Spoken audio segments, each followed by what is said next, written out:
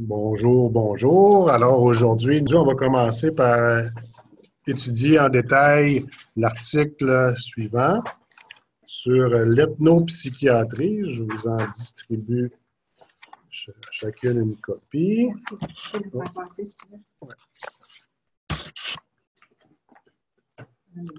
Et puis, je vais aller chercher sur le partage d'écran l'article en question. C'était pour un numéro spécial de la revue Santé mentale au Québec, publié, comme vous le voyez, il y a déjà un bon moment, en 2006, et qui portait sur l'ethnopsychiatrie. Puis vous avez, là, j'ai surligné en jaune ce que moi je vais lire et commenter, parce que bon, c'est une présentation où il y a des références à des articles dans le numéro spécial lui-même. Et si vous allez sur Érudit, vous avez tous ces articles-là qu'on pourrait mettre aussi sur Studium si vous voulez aller plus loin dans cette question d'étude de l'ethnopsychiatrie. OK? Comprendre la réalité des personnes issues des communautés culturelles et répondre adéquatement à leurs besoins de santé mentale ont été l'objet de multiples études et de nombreux rapports. Il y a des interventions là, qui ont été initiées et des projets d'orientation transculturelle et ethnopsychanalytique. On va essentiellement regarder aujourd'hui ces deux courants-là. Ça date un peu, 2006, comme on le disait. Ce serait intéressant de voir éventuellement sur le terrain comment ça a évolué depuis. Mais je pense que cet article-là jette une bonne base là, pour notre discussion sur ces dimensions-là. Une première question se pose. Hein? Qu'est-ce que l'ethnopsychiatrie? L'ethnopsychiatrie est le domaine de la psychiatrie consacré à l'étude des troubles mentaux en fonction des groupes culturels et ethniques auxquels appartiennent les sujets qui en seraient atteints. De cette définition découlent des questions relatives à la ressemblance ou à la différence des maladies mentales entre les pays, de même que sur l'universalité ou la spécificité des maladies mentales selon les cultures. Deux courants majeurs traversent le champ de l'ethnopsychiatrie. Le premier courant, c'est ce qu'on appelle la psychiatrie transculturelle, qui désigne une pratique qui postule l'universalité de la pathologie mentale, mais considère qu'il est essentiel de repérer les manifestations spécifiques de cette maladie reliées à la culture dans laquelle le sujet a été élevé. Même si la psychiatrie transculturelle tente de s'adapter à la culture des personnes qui consultent, les modalités d'intervention utilisées sont celles de la psychiatrie conventionnelle et reposent sur ses conceptions. Puis quand on dit psychiatrie conventionnelle, ben c'est la psychiatrie essentiellement eurocentrée. Les pays riches, anglo-saxons, et la façon que ça a évolué, la psychiatrie comme telle, le débat, c'est est-ce que ces maladies-là, comme disons le diabète de type 1, ça serait partout dans le monde, une maladie qui, peu importe où tu habites, peu importe ta culture, l'organe qui est malade est affecté de cette maladie-là. Il y a un grand débat, nous, en psychiatrie, qui est moins là dans les autres disciplines médicales. Est-ce que les maladies mentales qui ont été découvertes en Occident, en particulier en Europe, est-ce que c'est un phénomène qu'on retrouve partout dans le monde? Puis, apparemment, sans trop attendre la réponse à la question, bien, effectivement, ça s'est appliqué partout dans le monde, avec des conséquences très importantes pour des populations où, avant que ce modèle-là arrive, ben, ils ne soupçonnaient pas, ils ne voyaient pas nécessairement ça comme une pathologie. Ils ont appris ça parce que des Blancs sont arrivés, ils ont dit « Hey, toi, tu es malade. Hein? » Bon. Avec toutes les conséquences qu'on peut imaginer. Cette pratique centrée sur l'interprétation du discours culturel des patients a surtout été explorée et développée dans le monde anglo-saxon. À Montréal, cette approche est exercée à l'Hôpital général de Montréal et à l'Hôpital général juif. Donc, l'interprétation du discours culturel des patients. Cette pratique nécessite de nombreux prérequis, dont l'un, aussi partagé par le champ de l'intervention interculturelle, est celui du recours à un modèle systémique adapté à la culture. En anglais, culture sensitive. Puis on remarquait tout à l'heure, quand on venait pour commencer le cours, qu'on a un problème dans notre programme qui est vraiment pas très diversifié, ni en termes de genre, ni en termes d'ethnicité.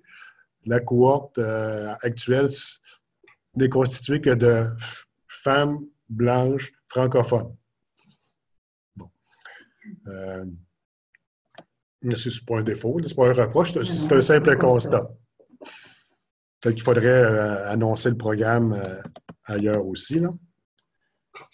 Puis, ce qu'on vient de voir ici, hein, un modèle systémique. Il faut situer, dans le fond, quand la personne raconte ses problèmes, son vécu, il faut situer par rapport à quelque chose. Puis ce premier quelque chose-là, c'est le contexte culturel.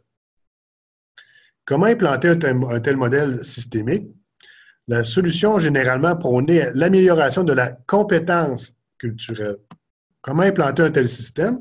La solution, généralement, prônée l'amélioration de la compétence culturelle qui peut s'appliquer autant aux intervenants qu'à l'organisation des services eux-mêmes.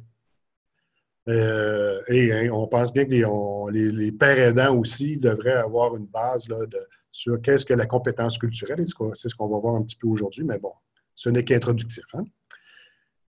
On se demande d'abord, qu'en est-il pour les intervenants que de développer une compétence culturelle? Précisons d'abord que la compétence culturelle n'est pas une compétence isolée des autres compétences et modes de communication du champ social.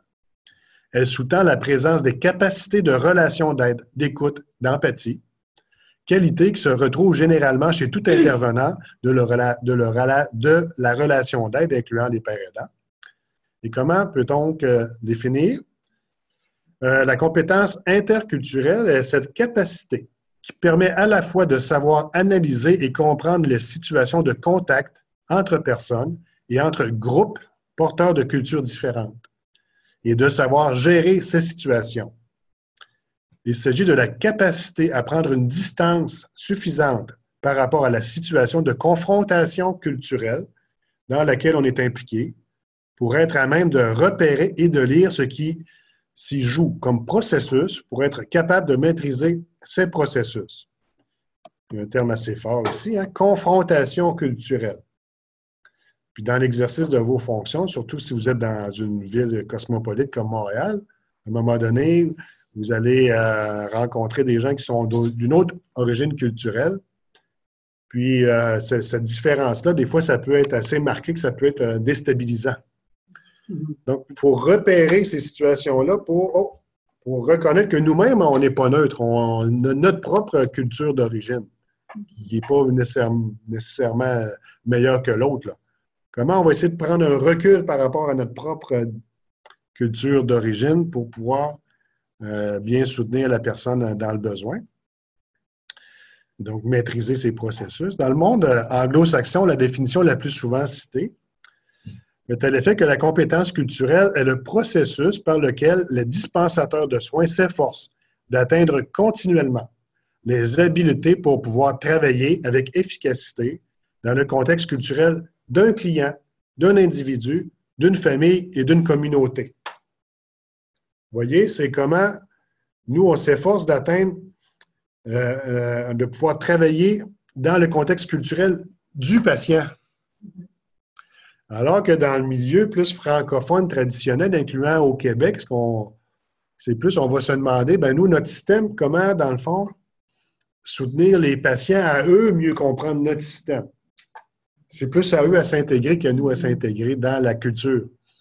Donc, il y a deux approches assez différentes, là. Puis le modèle anglo-saxon ici suggère que la compétence culturelle va aider les intervenants, incluant les pères aidants, à travailler dans le contexte culturel du patient. C'est un modèle qui repose sur 5 concepts: la conscience culturelle, le savoir culturel, rencontre culturelle, habilité culturelle et désir culturel. Le processus de la compétence se situe à l'intersection des 5 concepts. À mesure que l'espace de l'intersection des concepts devient plus large, le dispensateur de soins internalise plus profondément. Il faudrait fermer, s'il vous plaît, vos micros à la maison. À mesure que l'espace de l'intersection des concepts devient plus large, les dispensateurs de soins internalisent plus profondément les concepts sur lesquels la compétence culturelle est basée. Le modèle reflète donc la dynamique du processus menant à la compétence culturelle. Ensuite, la conscience culturelle désigne le processus par lequel un intervenant en vient à respecter, à apprécier et à être sensible aux valeurs, aux croyances, aux façons de vivre, aux pratiques et aux stratégies culturelles de résolution des problèmes d'une personne. Le savoir culturel est la compréhension de la vision du monde des autres cultures, alors que les rencontres culturelles désignent le processus qui incite l'intervenant à s'engager directement dans les interactions interculturelles avec les clients d'origine culturelle différente. Les habiletés culturelles permettent de recueillir des données culturelles pertinentes sur l'histoire de la santé du patient et de son problème en vue d'une évaluation culturelle. Enfin, le désir culturel est la motivation à vouloir s'engager dans le processus de compétence culturelle. Donc ici, ça fait plusieurs sous-concepts un peu d'une même compétence, là. Mais ce qu'on voit, en gros, c'est qu'il faut vouloir être curieux. Peut-être qu'une façon de le faire, ça va être de fréquenter, de connaître sur un territoire donné quelles sont les organisations communautaires. C'est quoi la programmation qui s'y trouve? Supposons ici, on a une communauté haïtienne assez importante. Il faut avoir peut-être un peu de temps à consacrer à fréquenter ces ressources-là. Se positionner comme étant intéressé par cette culture-là, premièrement. Un autre courant de l'ethnopsychiatrie, c'est l'ethnopsychanalyse. L'ethnopsychanalyse qui considère la différence socio-culturelle comme le fondement même de l'ethnopsychiatrie, faisant de celle-ci une science autonome, même si elle doit rester pluridisciplinaire. Son postulat de base est que les identifications successives qui ont formé un sujet ne se font qu'en intériorisant des modèles culturels imposés par la société. Le sujet, dans la mesure où il se socialise, participe forcément au modèle culturel dans lequel il s'exprime. La psychiatrie transculturelle et l'ethnopsychanalyse s'opposent tout en se rejoignant lorsque les rapports du psychisme au culturel sont envisagés. L'enjeu auquel se confrontent ces deux pratiques est celui du lien entre une conception antisociologique de l'individu ou antipsychologique du social. Donc, les deux modèles, on va dire un modèle médical pur, on va dire peu importe la langue que tu parles, le continent où tu habites ou l'âge que tu as, ben, la pathologie, c'est la même, OK? Alors que l'approche plus ethno-psychanalyste va dire, ben ça, c'est vraiment très, très conditionné culturellement déjà. C'est un modèle eurocentré.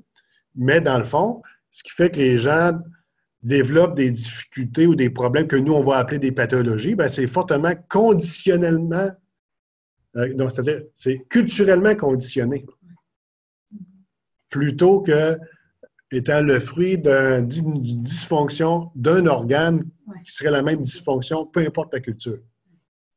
C'est quand même très, très différent comme approche. Mais on voit aussi quand même là, comment ce dilemme peut être dépassé avec la notion de complémentarisme, notion qui a montré que tout fait humain doit être rendu compréhensible par les deux approches, psychologique d'un côté ou même psychiatrique, et socio-culturel de l'autre, dans un complémentarisme qui n'est pas forcément simultané de l'autre, qui n'est pas forcément simultané, qui n'a pas à tenir compte d'une succession particulière. C'est-à-dire, ça se combine à peu près en même temps. Ce n'est pas nécessairement opposé, mais ce n'est pas seulement qu'un. On commence par l'un, ensuite on fait l'autre. Là, puis ça va être intéressant de voir comment ces deux approches-là peuvent se combiner, en fait, doivent se combiner pour avoir une approche culturellement plus sensible à la réalité des gens qu'on veut soutenir. Et on va voir ici là, une expérimentation qui a été faite. Bien, c'est plus qu'une expérimentation, ça a perduré. Hein. La clinique transculturelle à l'hôpital Jean Talon. Et puis, dans un milieu pédiatrique, il y a un autre modèle, la clinique transculturelle à la clinique de psychiatrie de l'hôpital Maisonneuve-Rosemont. Le modèle d'intervention qu'on discute ici auprès des personnes migrantes accorde une place centrale à la culture de ces dernières. Donc, l'approche, on va dire, culturelle des gens qui sont là peut-être de génération en génération, mais ça va être particulièrement aigu lorsque les gens ils viennent d'arriver. C'est des gens nouvellement arrivés chez nous. Là, les difficultés d'adaptation, la nécessité de bien comprendre ces enjeux-là est particulièrement urgent pour ces personnes-là. Fait qu'il y a cette distinction-là là, à faire aussi. Là, les minorités qui sont ici depuis longtemps et les personnes elles-mêmes qui ne comprennent tout simplement pas notre système ou qui ne partagent pas du tout la langue, là, qui arrivent peut-être parce qu'ils ont été plus ou moins chassés de leur lieu d'origine. Fait qu'il y a un traumatisme déjà lié à une guerre, par exemple, ou catastrophe naturelle. La clinique transculturelle de l'hôpital Jean Talon dessert une population souffrante qui est traitée là, à la clinique psychiatrique transculturelle. Et cette clientèle-là peut provenir de tous les pays du monde et de toutes les ethnies possibles. Vous avez une liste ici, là, mais dans le fond, qui n'est vraiment pas exhaustive. Puis ces personnes-là, la personne souffrante est obligatoirement déjà prise en charge individuellement par un professionnel à cette clinique-là, soit le référent, qui, constatant le manque de progrès vers la guérison de son patient ou l'impasse du suivi, s'adresse à la clinique transculturelle pour lui réclamer son aide. Donc, un patient, traiter le traitement as usual, là, mais on s'aperçoit que ça ne fonctionne pas. Et cette personne-là va être référée auprès de la clinique transculturelle pour voir si l'impasse ne serait pas liée à des enjeux culturels. C'est ça, c'est l'échec des thérapies classiques à l'égard de populations immigrées en détresse psychologique qui a motivé cet autre modèle de réflexion et de pratique. Aussi, en matière de santé mentale, la question est de savoir si un traitement identique peut être administré à un patient originaire de la société occidentale, c'est-à-dire ayant sensiblement les mêmes référents culturels que le soignant, et un patient provenant d'une autre ère culturelle. L'approche vraiment biomédicale va dire bien, que telle la peau plus ou moins claire ou foncée, hein, la pathologie qui est la même partout dans le monde va correspondre au même traitement avec le même dosage. Et c'est le réflexe premier là, de ce modèle-là. Puis ici, la question, c'est est-ce que, dans le fond, on ne devrait pas se poser la question avant de l'adéquation. Hein? Est-ce que il ne faut pas tenir compte avec un patient? Les Blancs québécois vont être plus familiers, vont peut-être s'attendre à ça, un médicament, puis le médecin va me faire un petit papier, va écrire la dose, je vais aller à la pharmacie, puis je vais avoir mon médicament. Les gens des autres cultures, ils n'ont pas nécessairement cette attente-là. Il faut tenir compte de l'attente du patient, puis pour engager une proposition de traitement.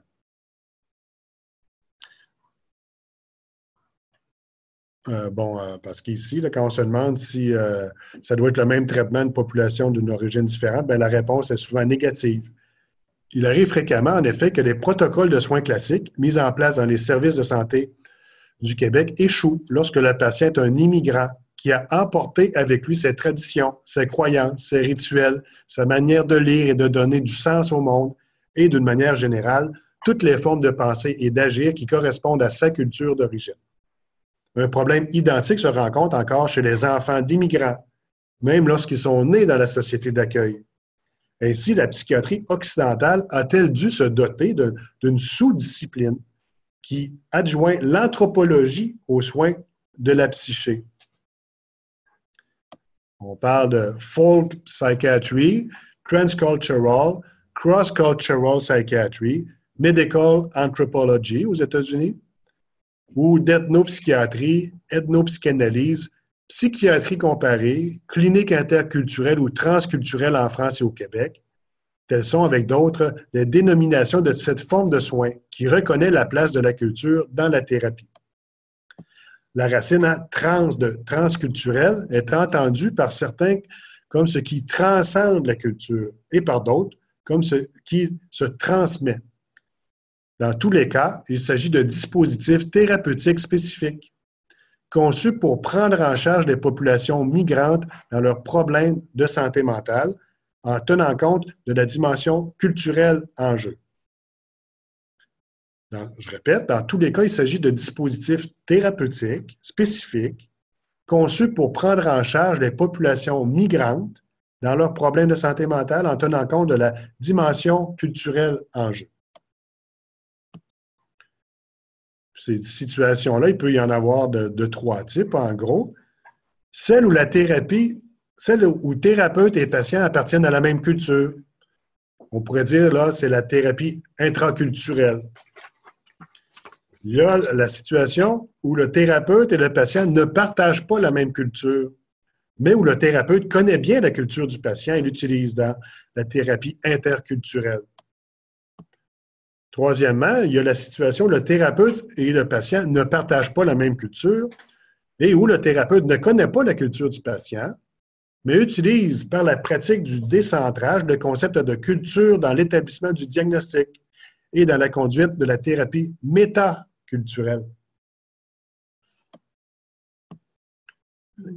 Clinique transculturelle peut donc être entendue comme une appellation générique des formes de thérapie tenant compte de l'altérité culturelle du patient.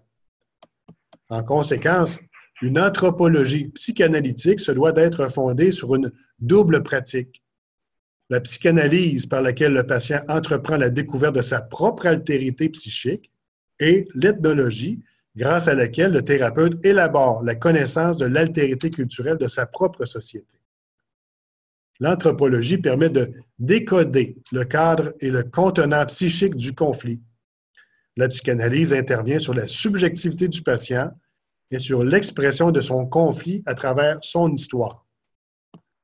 La clinique transculturelle est alors un espace de négociation entre des acteurs, patients, familles, thérapeutes, institutions québécoises. On pourrait ajouter des associations d'usagers en santé mentale. Donc, un espace entre des acteurs dont les attentes, les représentations et les valeurs diffèrent. À la clinique psychiatrique transculturelle Jean Talon, on nomme ethnopsychiatrie le dispositif en petits groupes et grands groupes et, de manière générale, clinique transculturelle, le fait de tenir compte de la dimension culturelle du problème du patient, que ce soit dans un tête-à-tête entre lui et le thérapeute ou dans un dispositif de groupe.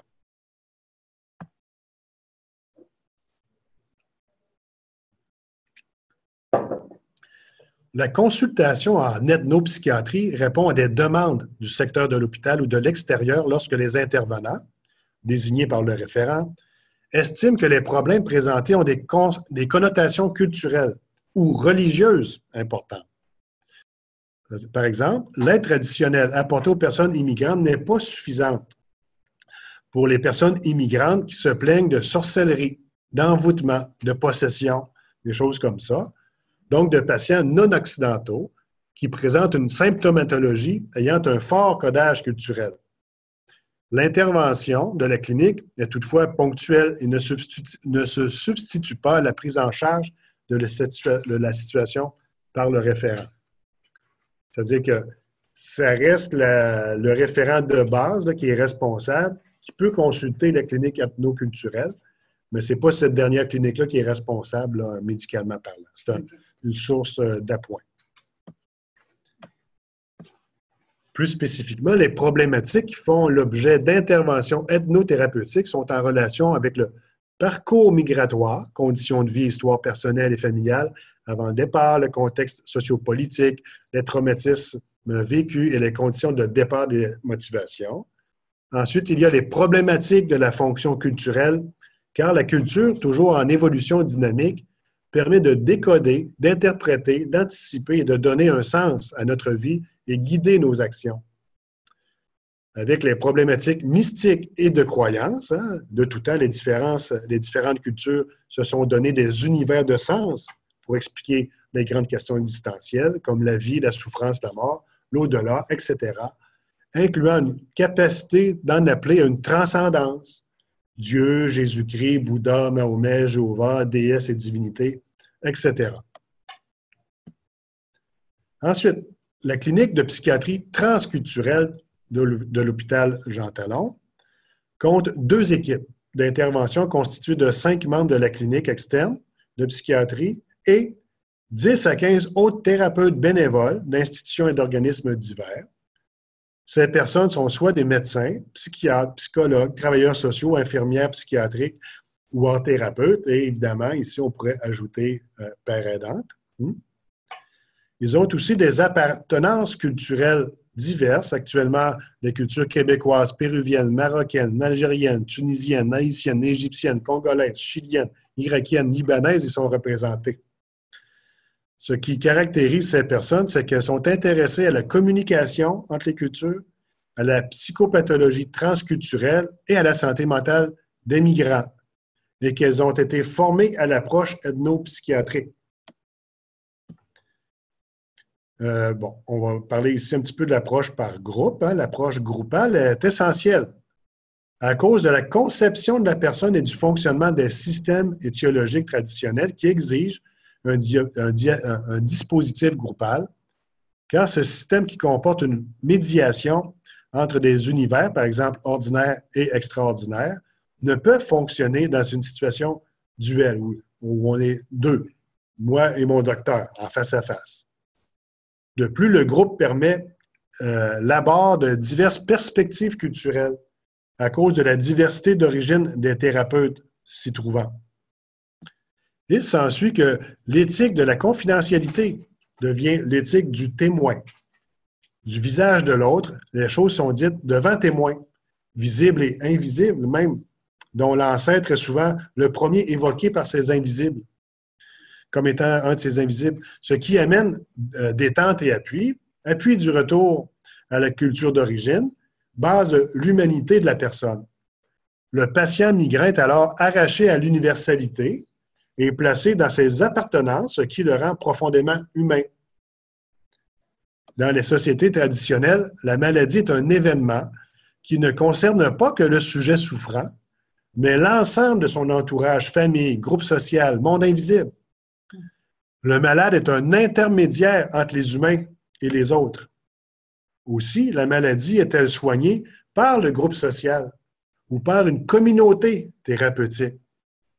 Le groupe effectue une médiation entre les univers ordinaires et extraordinaires, médiation qui peut rarement être réalisée en situation duelle, hein, en face à face.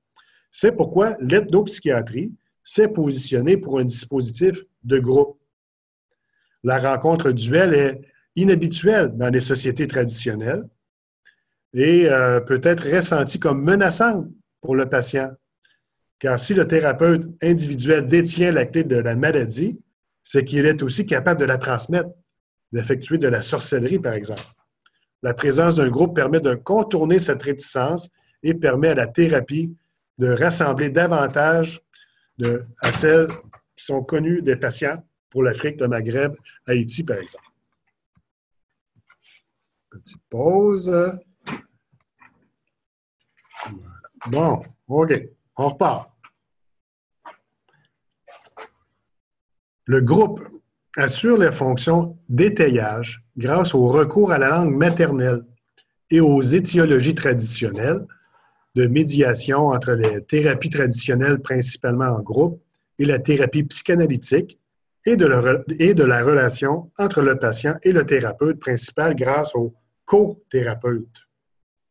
Les pères aidants ne sont pas des thérapeutes, mais peuvent compléter cette équipe-là d'un patient, un thérapeute. On pense que le père aidant est un petit peu entre les deux. Hein. Il y a 2 types de groupes. Le grand groupe, 8 à 12 thérapeutes, et le petit groupe, 4 à 6 thérapeutes. Le petit groupe autorise un cadre moins rigide qu'un grand groupe. Le petit groupe est constitué en fonction de la représentation culturelle de la famille. Pour certaines aires comme l'Extrême-Orient, un groupe trop important peut être considéré comme une menace. Le petit groupe est le dispositif décidé en consultation lorsque le référent présente le cas clinique à l'équipe de soins qui pressent une trop grande fragilité vis-à-vis d'un grand groupe. Les thérapeutes font cercle avec le patient et les personnes qui l'accompagnent, famille, amis, référents, parfois un membre de son réseau. Un interprète ou plus rarement un des co-thérapeutes traduit les paroles dans les deux langues en présence, si bien que pour une thérapie grand groupe, il est fréquent de retrouver entre 15 et 20 personnes dans la même pièce. On réunit des thérapeutes d'âge et de sexe différents, provenant d'aires culturelles variées, pratiquant plusieurs langues et exerçant des métiers aux spécialités diverses telles que la psychiatrie, psychanalyse, anthropologie, médecine, criminologie, travail social, ajoutons, père aidance. La présence de références multiples d'altérité culturelle sert en quelque sorte à porter le patient. Dans ce cadre, une relation thérapeutique entre les différents participants peut se mettre en place. La thérapie collective est un compromis entre les dispositifs traditionnels en vigueur dans la société d'origine du patient et ceux de la société d'accueil. Quel que soit le symptôme ou l'âge du patient, son entourage est invité à participer à la thérapie. Il arrive que le patient ne soit qu'un porte-symptôme d'un problème familial. La plupart du temps, la famille contient au moins une partie du sens de la maladie. Dans tous les cas, une compréhension collective du désordre du patient souffrant est un gage de réussite pour une réadaptation de tous les membres de la famille. La séance débute par la présentation de chacun des participants, thérapeute, membre de la famille, de l'entourage, référent, interprète. Chacun décline sa profession et son origine culturelle. Ceci étant posé, le thérapeute principal explique les éléments du cadre. Paroles qui passent toujours par lui, confidentialité, professionnalisme des thérapeutes, possibilité de parler dans la langue maternelle puisque présence d'un traducteur. Et puis, on s'informe auprès du référent et de la famille sur ce qui amène en thérapie. Cela constitue le préalable de la première rencontre. Cette demande se renouvelle partiellement à chaque séance dans la mesure où le thérapeute principal commence toujours par s'informer des événements vécus depuis la dernière rencontre. Lors des premières séances, de nombreuses questions sont posées par le thérapeute principal sur les antécédents migratoires, histoire personnelle, circonstances de la migration, ses motifs, etc. Et sur le système d'appartenance de la personne. Comment on l'a nommé, sa culture, ses croyances, le système de parenté. Ces questions permettent à la personne d'en arriver à présenter son problème, ses explications et stratégies de résolution qu'elles auraient utilisées s'il était resté dans son pays. L'accent est donc mis dans un premier temps sur l'histoire culturelle de la personne et de sa famille pour éventuellement appréhender et établir des liens avec la dimension psychique. On tente ainsi d'élaborer un sens culturel de la maladie, après quoi le matériel individuel est traité grâce à la psychanalyse, mais avec des retours réguliers sur le culturel. Jamais la logique culturelle n'est interprétée en termes psychanalytiques. Ce cadre clinique permet une grande variété de paroles et de mondes possibles. La rencontre duel en face à face est remplacée par la diversité des théories et des expériences culturelles vécues. Au cours des entretiens, de nombreuses théories étiologiques de nature culturelle, psychodynamique, systémique, etc. seront énoncées en vue d'expliquer le problème. Cette énonciation est nommée bombardement sémantique, qui a pour fonction de favoriser les associations chez le patient et d'ouvrir une nouvelle réorganisation des représentations du patient. Les étiologies traditionnelles et culturelles seront favorisées dans un premier temps, particulièrement avec les patients provenant de cultures non occidentales, pour leur permettre de dérouler leur association d'idées à partir d'un univers familier et accessible.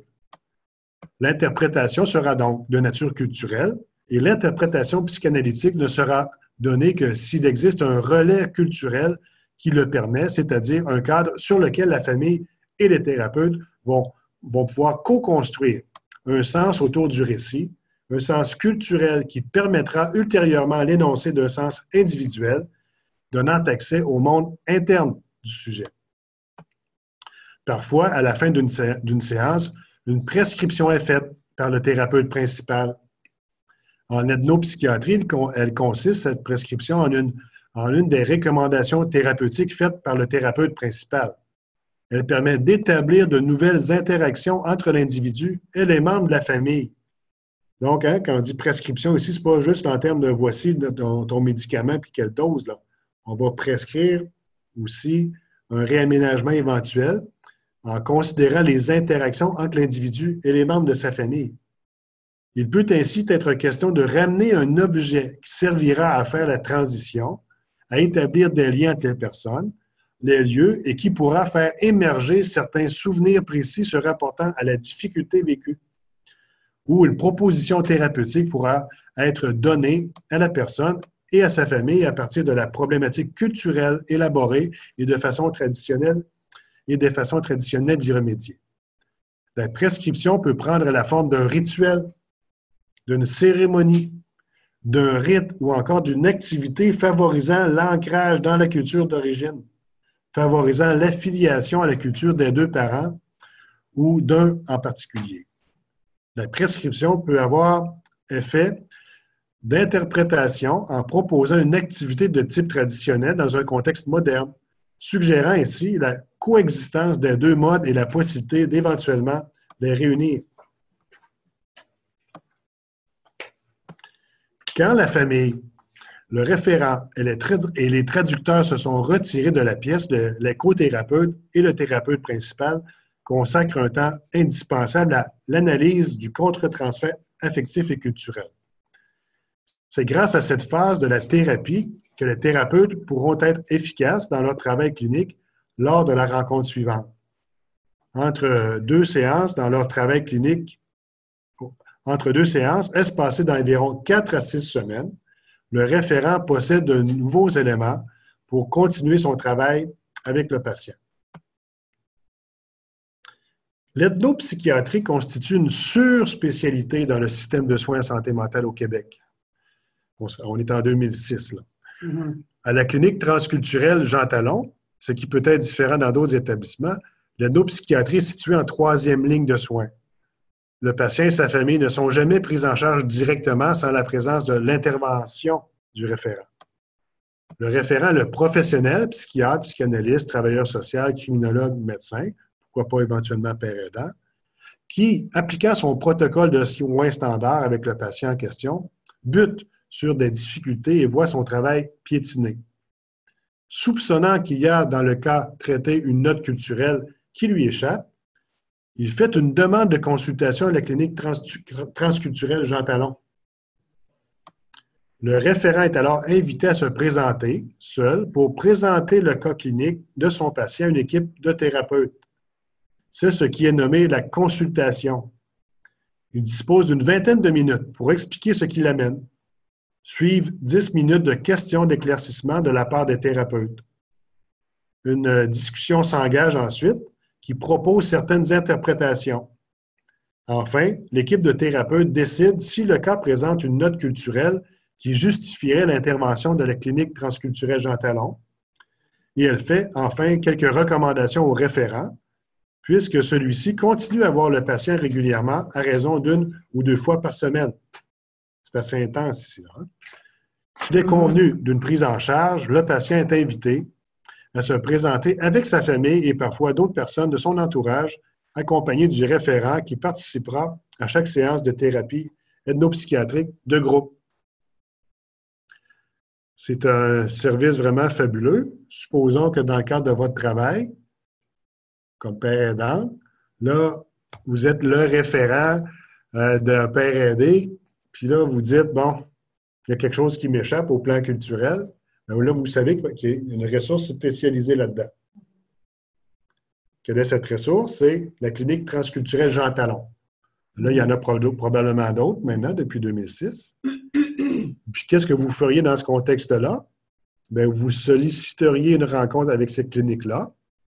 Vous arriveriez préparé, présenter le cas clinique de votre patient à une équipe de thérapeutes. Donc, on voit pourquoi le stage, il y a beaucoup de ces études de cas cliniques. Donc, vous voyez, on a vu dans le cours des études de cas, hein, des vignettes. Bien là, vous, là, si vous consultez là, vous allez en quelque sorte préparer une vignette. Ouais. Parce que vous allez avoir une vingtaine de minutes. Ouais. Et, pour expliquer, voici la situation, c'est une personne de telle origine, il y a quelque chose là, qui m'échappe. Il faut expliquer, vous avez des modèles de vignettes, pour ne pas essayer de réinventer la roue, mais avec un regard particulier qui est celui là, du rétablissement. Mm-hmm.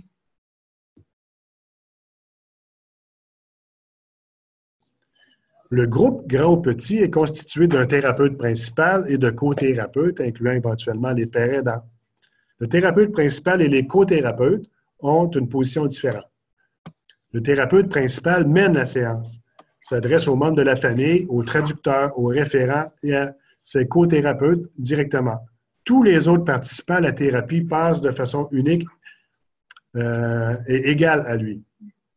Aussi, toutes les paroles convergent-elles et repartent-elles sur et à partir du thérapeute principal. C'est lui qui dirige la séance, accueille la famille et lui énonce les éléments du cadre. C'est lui encore qui mène la thérapie, annonce la fin de la séance et donne un prochain rendez-vous. Au cours de la séance, il se réserve le droit d'interroger l'un ou l'autre de ses co-thérapeutes et d'utiliser ou non la parole émise en fonction de la manière dont il mène la thérapie. Donc, imaginez, vous êtes dans un groupe, comme père aidante, élargi, un petit ou un grand groupe. Il y a peut-être un psychiatre qui est thérapeute principal. Attendez-vous à ce qu'il être interpellé, là. Vous, là, comme père aidante, dans la situation par rapport à madame ou monsieur, comment vous voyez ça, la situation? Qu'est-ce que vous auriez peut-être à suggérer comme façon de s'y prendre pour que ce soit qu'on fasse ensemble preuve de compétences culturelles? Le thérapeute principal possède 3 tâches de base simultanées. Tout d'abord, porter toute son attention au récit élaboré par le patient et sa famille et n'en jamais perdre le fil. Ensuite, avoir en tête que chacun des co-thérapeutes a en lui sa propre résonance à ce qui se dit. Enfin, considérer le fonctionnement dynamique d'une famille comme différent de celui d'un seul individu. Un co-thérapeute ne s'exprime que s'il est sollicité par le thérapeute principal ou après lui avoir demandé la parole. Il ne s'adresse jamais directement à la famille, mais passe, comme les autres participants, par le thérapeute principal, en le regardant et en disant à quoi ce qui vient d'être dit lui fait penser. Peut-être à mettre en pratique, là, même si, dans le cadre de vos stages, même si ce n'est pas un milieu multiethnique, là, c'est le thérapeute principal qui reste le boss. Mm-hmm. Si vous interpelle ou si vous levez le doigt, si vous avez quelque chose à dire. Okay? Comme l'analyste en psychanalyse, le co-thérapeute doit éviter toute idée préconçue et respecter la culture de l'autre. Il se met dans une condition de neutralité bienveillante et d'attention flottante. Il ne fait aucune interprétation, mais associe à partir de son propre inconscient. Le patient n'est pas celui dont on interprète la souffrance, il est plutôt un informateur sur sa propre culture et discute les observations des thérapeutes, évalue ou ne fait apparemment pas cas de leur hypothèse, entre dans un débat contradictoire, entend les différents ressentis des thérapeutes et s'approprie ce qui fait sens pour lui. Dans la culture traditionnelle, on préfère souvent une manière indirecte de s'exprimer, d'où le grand usage de proverbes auxquels on recourt les co-thérapeutes pour engager la négociation avec le patient. Les co-thérapeutes s'expriment également sur ce qui se dirait à propos de la maladie ou de l'histoire du patient dans leur propre société. Par leur multiplicité culturelle, les co-thérapeutes offrent aux patients des représentations multiples et non une vision unique, qui serait seulement celle de la société d'accueil dans laquelle l'ensemble des participants vit. Chacun peut entendre ainsi que l'identité est multiple. Ils établissent des ponts entre un univers culturel et un autre, entre une situation et une autre, entre un passé et un présent. En fin de séance, il arrive que le thérapeute principal fasse une proposition thérapeutique à la famille ou propose un mode de fonctionnement particulier pour la séance suivante, comme nous avons vu précédemment. Une langue est un objet vivant qui est créé par un groupe d'individus, mais qui, simultanément, façonne les individus de ce groupe. En effet, toute nouvelle expression, prononciation, règle de syntaxe de la langue, issue de n'importe quel individu, est susceptible d'être adoptée par le groupe. Il va de soi que, réciproquement, la langue structure l'individu, lui fournit les manières d'être et de penser pour pouvoir vivre dans sa société. Elle est aussi une contrainte dans la mesure où le sujet n'a pas le choix de sa langue. Une langue n'est pas seulement un mode de communication. C'est un ensemble de représentations, de symboles, de rituels. Le discours contient des valeurs traditionnelles, des notions de temps et d'espace, de systèmes de compréhension et d'interprétation du monde. Il articule l'expérience sensible et renferme tous les éléments culturels qui permettent de construire un sens. Parfois, la langue maternelle demeure présente dans la famille car, même dans un bain linguistique autre, elle est la mieux maîtrisée, sinon la seule pratiquée. Dans tous les cas, la langue constitue un retour à l'origine, une certaine cohérence du sujet désormais loin de son pays. Le traducteur ou interprète a pour charge de traduire à la lettre les propos du patient, des personnes qui l'accompagnent et des thérapeutes. La traduction se fait dans les deux sens. Le traducteur se place à côté du patient de manière à ce que celui-ci soit porté à regarder le thérapeute principal. Si le patient captait exclusivement le regard du traducteur, il parlerait avec moins de spontanéité, cherchant essentiellement à rectifier la traduction. Le traducteur est invité à repérer, dans les paroles du patient, le mot prononcé, susceptible de comporter une forte charge polysémique. Le thérapeute principal lui demande alors de décrire dans quel contexte et circonstances le mot en question se dit dans la société du patient. Notons que lorsque la langue est traduite, l'interprétation psychanalytique perd de sa profondeur. En effet, la compréhension littérale prime sur le lapsus et tous les arrangements signifiants pour le psychanalyste. Mais d'un autre côté, une discussion fructueuse est susceptible de s'instaurer à propos de la langue, de la signification de tel proverbe, de la nuance de telle expression.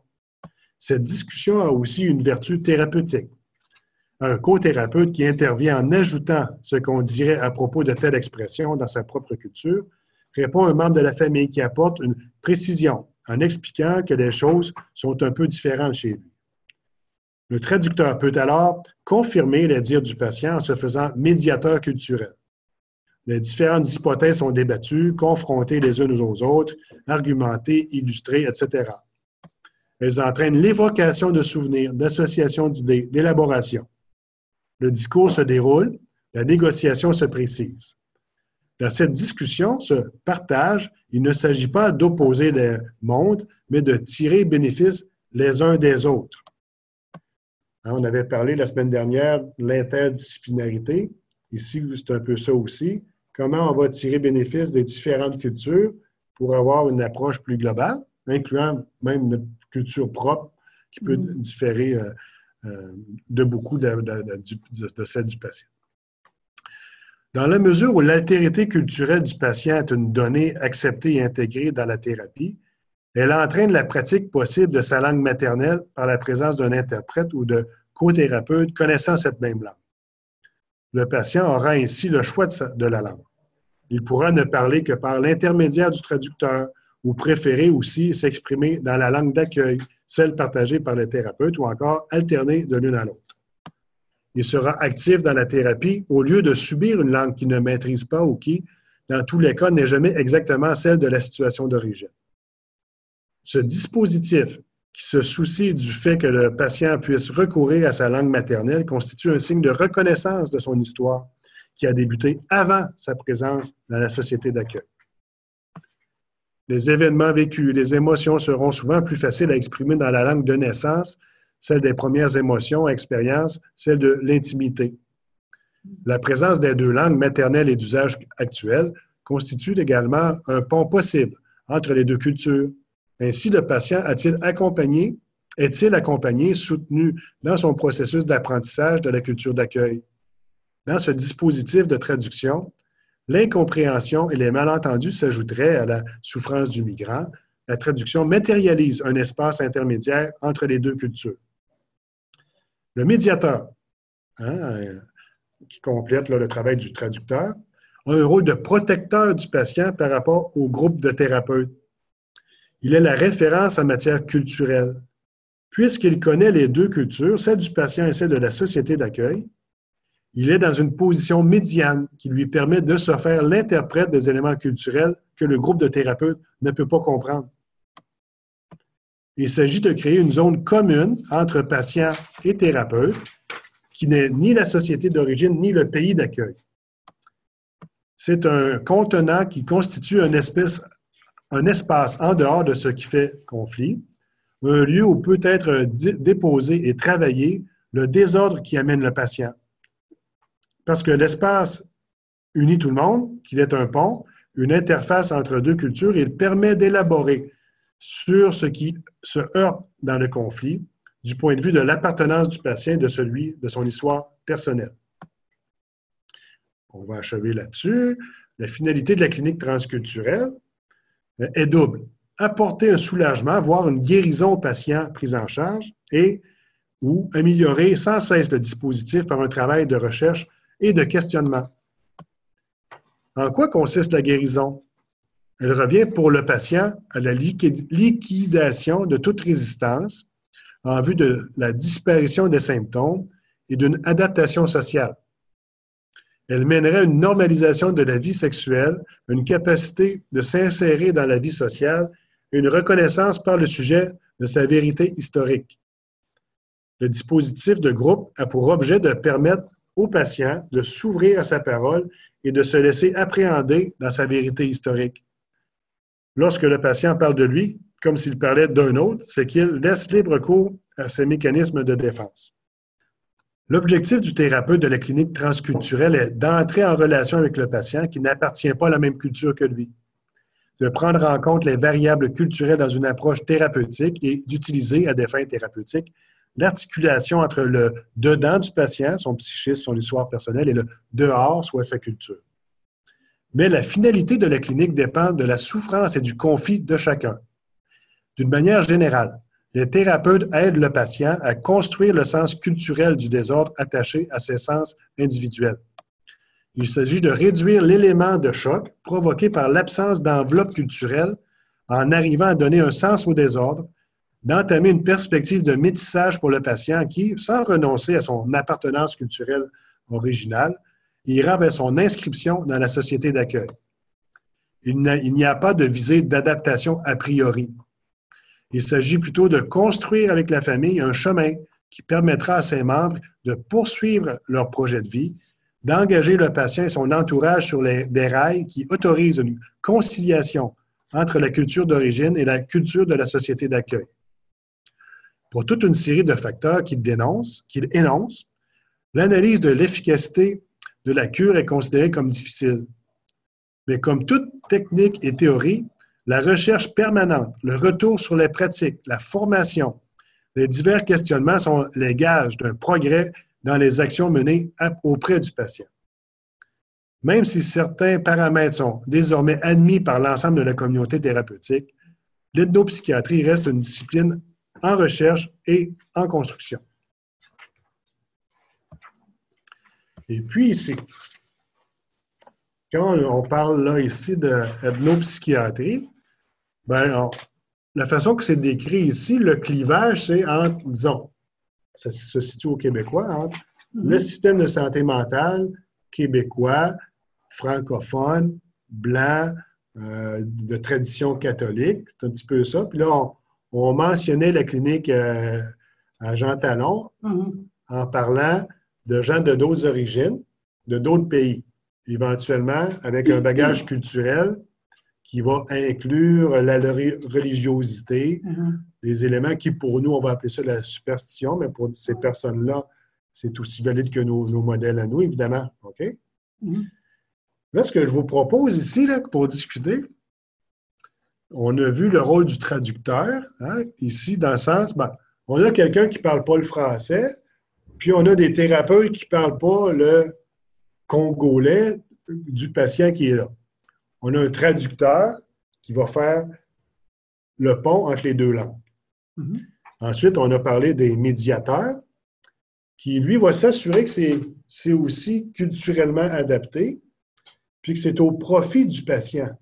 OK? Pour que, dans le fond, tout ce qu'on va générer dans cet échange-là, oui, c'est bien que le thérapeute principal comprenne mieux l'univers du patient, mais c'est surtout pour faire en sorte que l'usager, lui, devienne plus autonome, puis puisse aussi mieux comprendre la société dans laquelle il s'insère et le dispositif de soins, l'organisation des services, n'est-ce pas?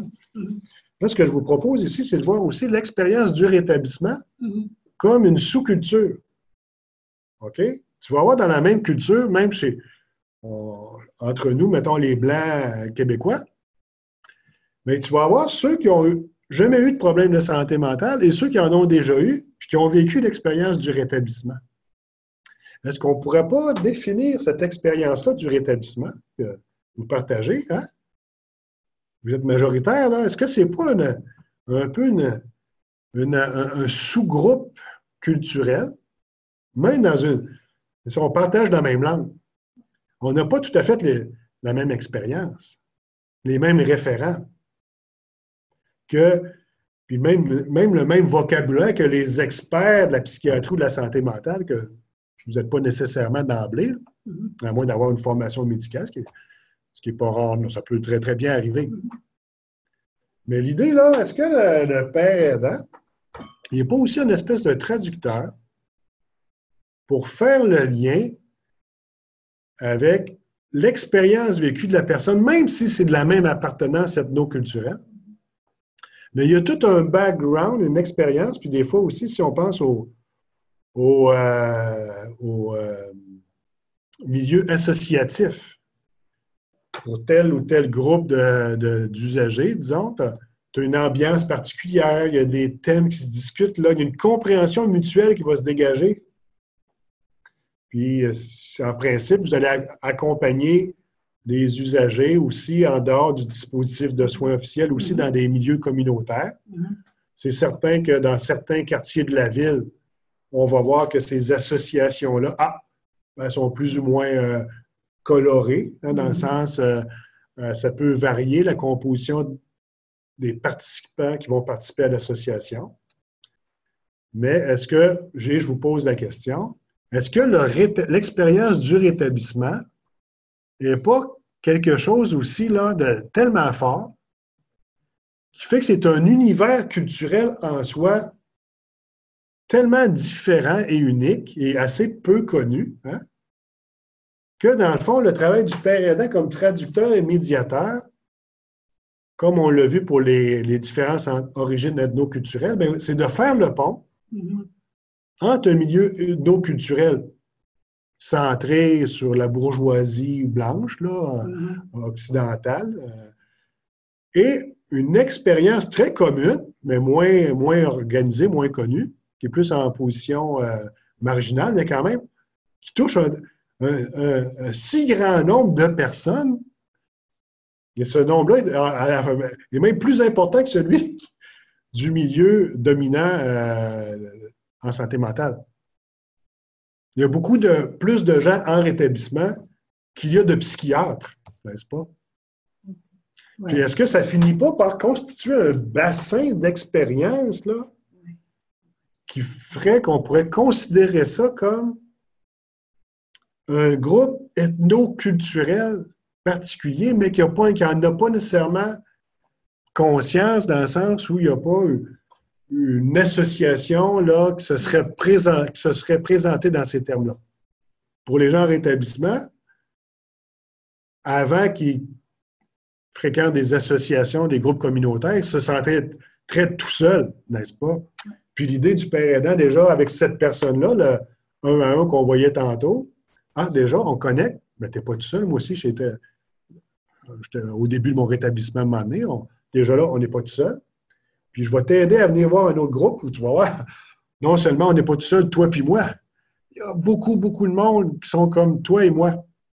Là, faire sentir qu'on fait partie de cette communauté-là qui est, dans le fond, euh, très, très large, là. OK? Et ça, les gens ne le soupçonnent pas. Puis, est-ce qu'à ce moment-là, la traduction, la médiation, évidemment, elle va tenir compte de l'origine qui peut être franchement très, très différente au plan de nos culturels.